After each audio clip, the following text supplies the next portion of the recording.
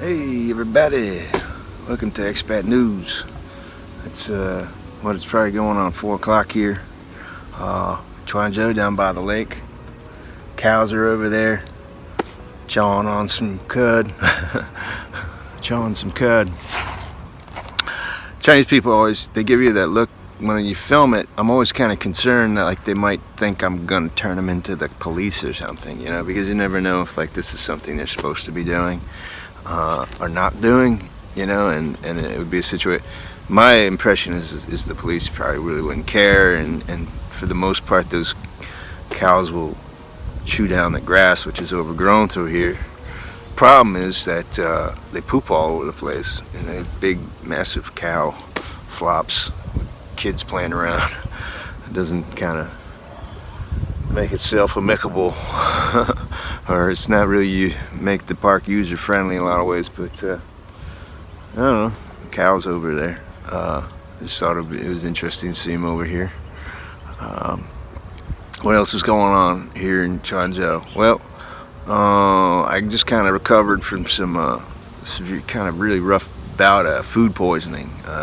It was either some rancid butter that I had in the back of my refrigerator, or some ground pork I had purchased from Walmart. They had never really offered ground pork before, but they had some ground pork, and I decided to make some chili.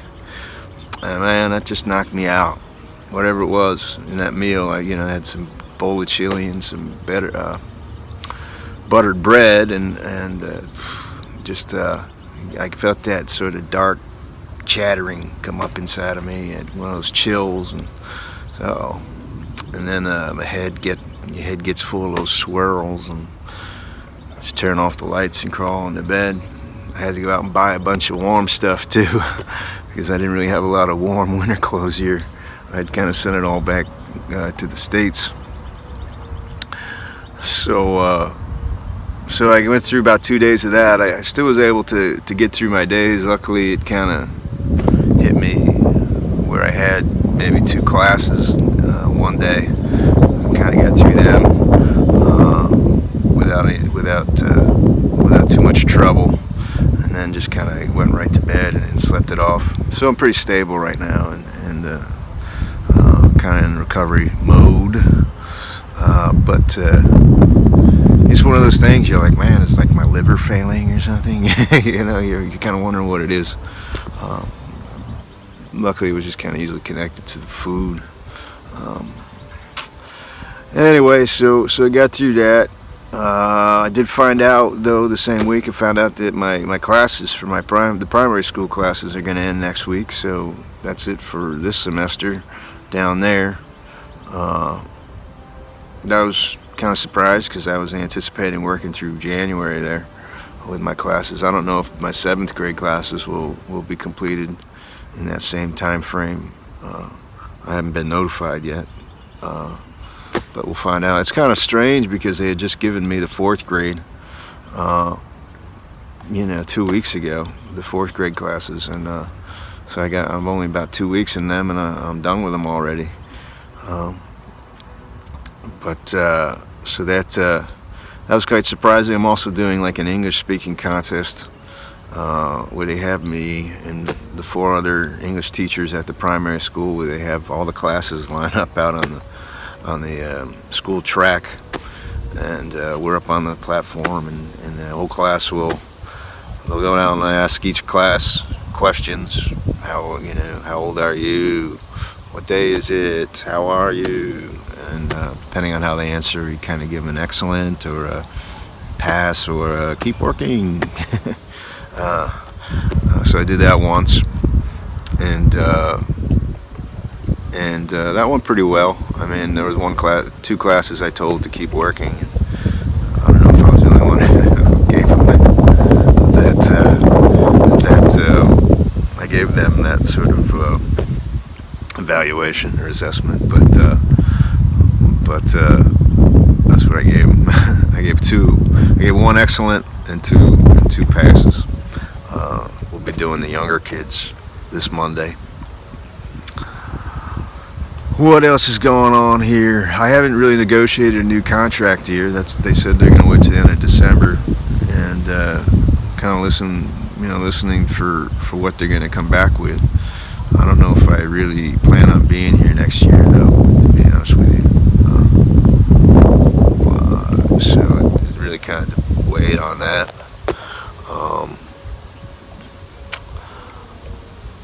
But we'll talk more about that later. Other things going on. Today was kind of I had a run-in with some jerk off down at the bus stop. I went into town to get my groceries, and on the way out, I did the same route I always do, walk into town, and on the way back at the bus stop, some guy gets off, and he gets off down the other end, and I'm sitting at the other end of the bus stop, and he comes walking over to me. He walks up real close to me, and I'm on my phone, and he starts looking at my phone, just kind of standing there looking at what I'm doing on my phone. And I said, "Hey, Tinga," I kind of give him the universal sign of like, none of your business, buddy. I, kind of say, please don't watch, Tinga. And he just kind of keeps doing it, So I put my phone away, look at him, like, give him like, "What's up? Why?" And take my phone back out. He's still doing it, and I'm saying, like, "Stop, dude. Go away. Leave me alone." Booming by, and he starts talking to me and saying things to me, and I'm like, "I don't want to really talk to you. I'm busy. I don't understand you. I'm busy." That's what I tell him in Chinese, and he just keeps talking to me, so I have to like get up and confront him physically. And then he's like, "Oh, booming by. I don't understand what you mean." I'm like, "What an asshole." You perfectly I mean, like, Chinese people understand when they, anybody knows when they're harassing you. It's just one of those things, and like to give them. I can't. It's unbearable to listen to people like, "Oh, people like try and make excuses for it." Like, if it's not an expat, it's a Chinese person trying to make excuses for that kind of behavior because they don't do it to each other. You wouldn't see him over there looking at a Chinese person standing over the phone, and the Chinese person tells him to stop unless he was looking to cause problems, cause trouble. It's like somebody coming into your yard, and telling, and you tell them, "Get out of your yard." And it's not because they don't have this, sense of private space like that, like they know when they're being intrusive. They know when they're looking straight at you, when they're staring at you, it's rude because they don't do it to each other, So it's not, I don't give them that, especially in an urban setting, a city where you're surrounded by, a lot of modern developments of the world, and you have access to television, and you have access to all this information and means of communication. It's just incomprehensible to me that people would try and continue to try and defend it as just some sort of innocent naivete, innocent sort of. It's not, I mean, I would certainly give, that certainly carries some, I would certainly say it has some sort of integrity in certain parts of China, where there's probably some parts of China that still don't have a lot of access to all that, but when you're, no way,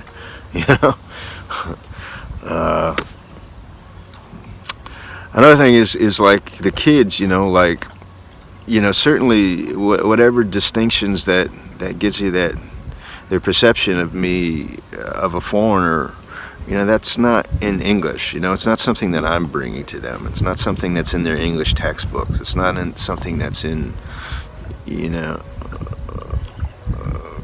the lessons that I give. It's not even in their textbooks. In the things they learn in the language, and sort of. That are communicated through that. It's certainly something. It's not something that's that's foreign or alien to them. It's not something unrecognizable.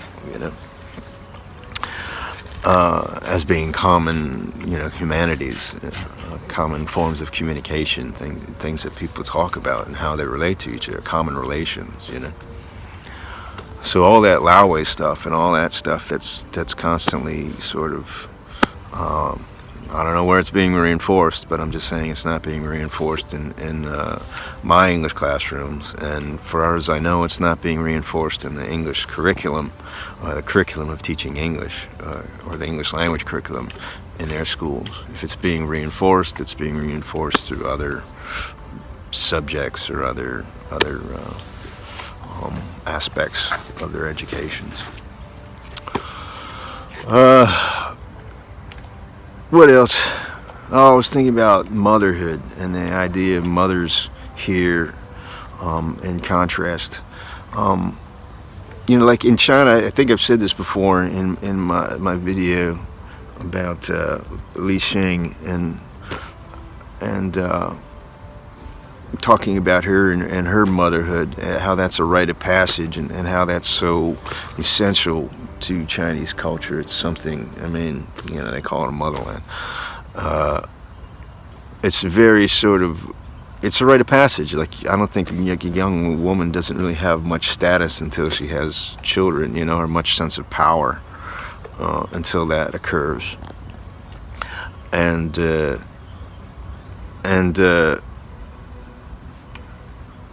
I don't mean to, I don't want to undermine the idea of being mother as not being a privilege and a blessing, or being a father is not a privilege and a blessing, but I do feel it's in my right to attack the culture which exploits that opportunity, the cultures which exploit that opportunity. I do think it's in my right and in my intelligence and in my sort of,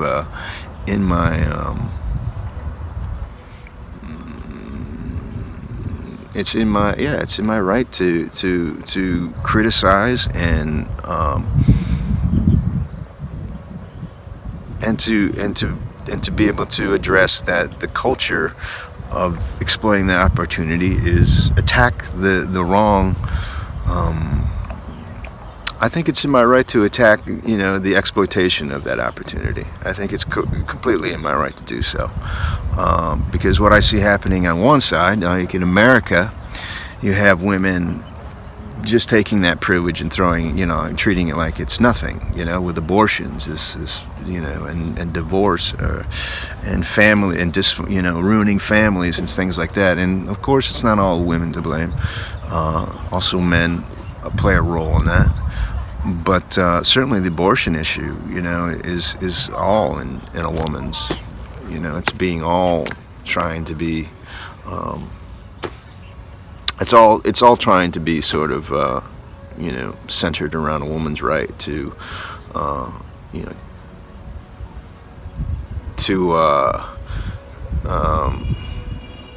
manipulate that outcome. And I think in China,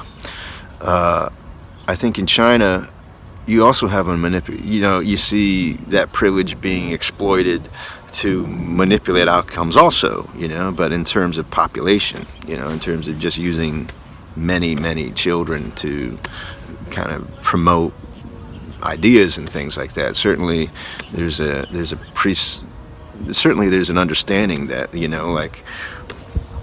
that is, the more mouths you feed, the more consumers you have, and then if you have more consumers, then they're going to need more money, and you need more money, you can justify more manufacturing. They just kind of feel like, hey, if we keep along this path, this is how we're gonna dominate everything.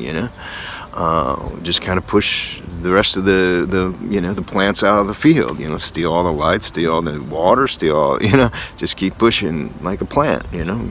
And that's an exploitation too, that's just another exploitation. So on both sides here, I'm on one side of the world, and then I see the culture, and certainly an aspect of culture in one way, and on the other side of the world I see it in another way, and I think either those two sides need to be reconciled, or one needs to be sort of one needs to take a precedent, and I just hope whatever side that is, I'm on it.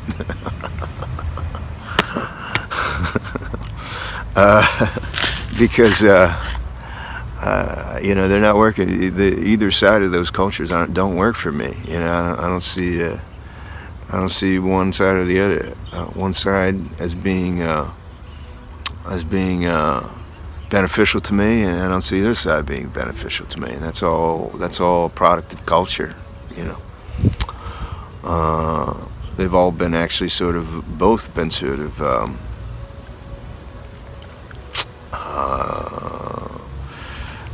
they've both been sort of damning to my person. If you be honest with you, they've both been sort of diminishing to me, if anything. What else were we going to talk about? We talked about that guy. We talked about that classes. I guess that's about it for today. So that's all for Expat News. We hope you're having a good pre-season, pre-holiday. I hope you're all excited going to holiday, feeling that spirit. And we'll catch you next time. It's Expat News. Take it easy. I just realized something. You know what I fucking hate about like seeing people with selfie sticks walking down the street and giving commentaries is that they look like a fucking parade walking down the fucking street, you know? And like you're just there to fucking draw attention to yourself. That's why I don't like fucking doing it. So take it easy. Is there anybody who thinks that like, you know, you can really concentrate on anything when there's somebody hammer drilling on concrete over your head? It's one of the most ridiculous sort of it's just sort of fucking ridiculous.